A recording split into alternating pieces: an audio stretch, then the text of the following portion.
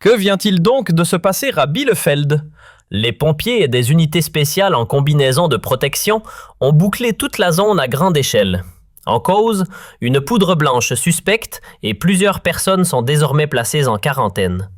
La police de la Sûreté d'État a déjà ouvert une enquête et les médias parlent d'un attentat à la substance toxique visant des responsables politiques de l'AfD. Alors, voyons de plus près ce qui s'est passé et pourquoi cette affaire est potentiellement explosive. Certains jours, je me lève tôt le matin en espérant que, pour une fois, la journée sera paisible, sans nouvelles effrayantes, sans drame. On a vraiment besoin d'un répit. Mais aujourd'hui, ce ne sera clairement pas le cas.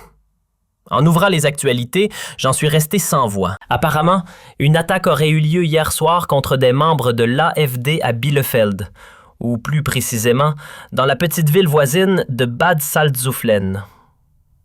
Attaque toxique à Bad Salzuflen. La Sûreté d'État enquête. Dans la nuit du lundi 2 au mardi 3 février, des unités spéciales des pompiers sont intervenues à Bad Salzuflen à cause d'une substance inconnue. C'est la Sûreté d'État du commissariat de Bielefeld, compétente pour les délits à caractère politique, qui a repris l'enquête. Pendant que la police de Bielefeld gardait le silence sur les détails de l'intervention, précisant qu'aucune déclaration ne serait faite avant mardi matin, des rumeurs ont commencé à circuler sur Facebook. On parlait d'une possible tentative d'attentat contre une femme politique de l'AfD. Et c'est reparti.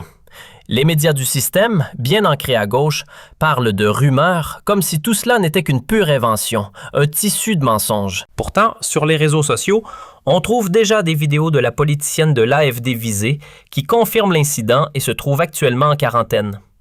Je vous montrerai cette vidéo en détail dans un instant, mais lisons d'abord l'article jusqu'au bout. Le soir de l'incident, pompiers et policiers ont été appelés dans une zone industrielle pratiquement dépourvue d'habitation. Pas moins de 50 pompiers sont intervenus, parmi eux des spécialistes venus de la Ruhr. La zone a été entièrement bouclée.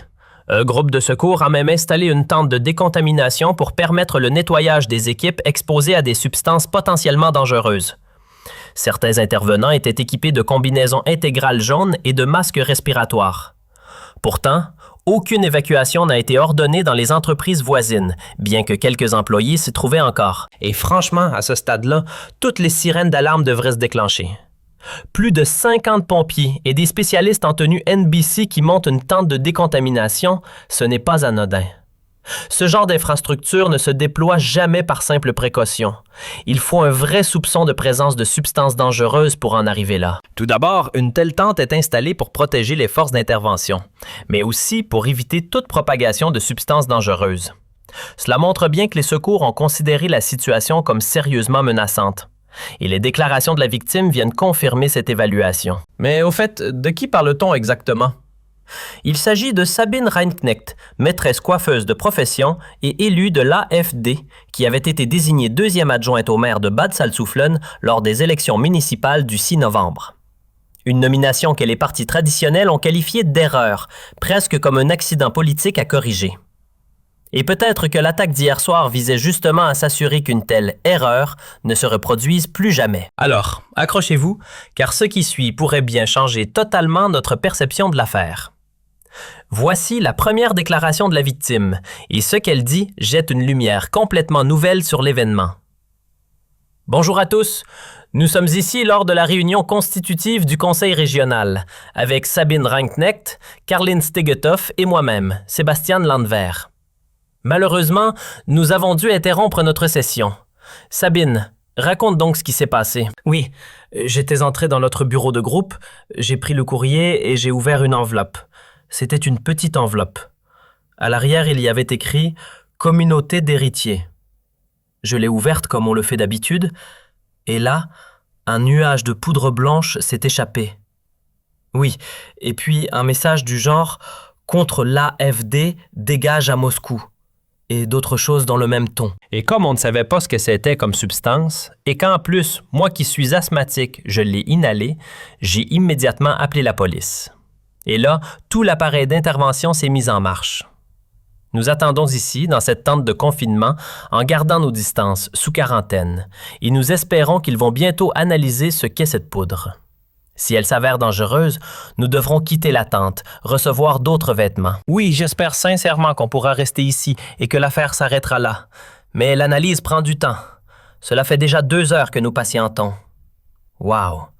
Alors la vraie question, ce n'est peut-être pas ce qui s'est passé hier, mais ce qu'il adviendra si ce genre de choses devient une habitude. On ne parlerait plus d'un cas isolé, mais d'un véritable schéma, car ce qui se passe actuellement en Allemagne, les attaques de plus en plus fréquentes de la gauche contre nos infrastructures critiques et contre les responsables politiques de l'AfD, c'est devenu complètement délirant. À l'heure actuelle, on ne sait toujours pas quelle était la nature exacte de cette poudre blanche.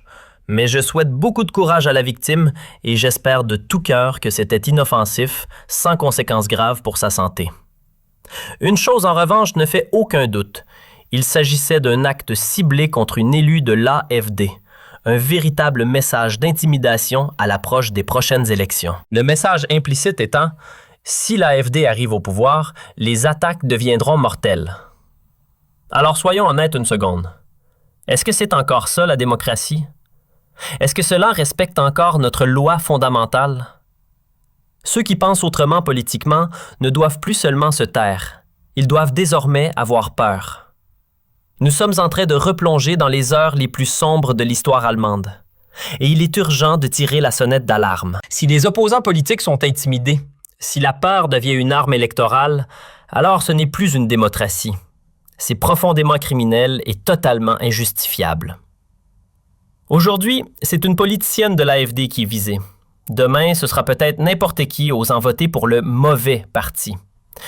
Peut-être que cette fois, la poudre était inoffensive, mais la prochaine, peut-être que quelqu'un y laissera la vie. Alors, à votre avis, qui est derrière cette attaque? N'hésitez pas à me le dire en commentaire et laissez un like si vous appréciez mon travail.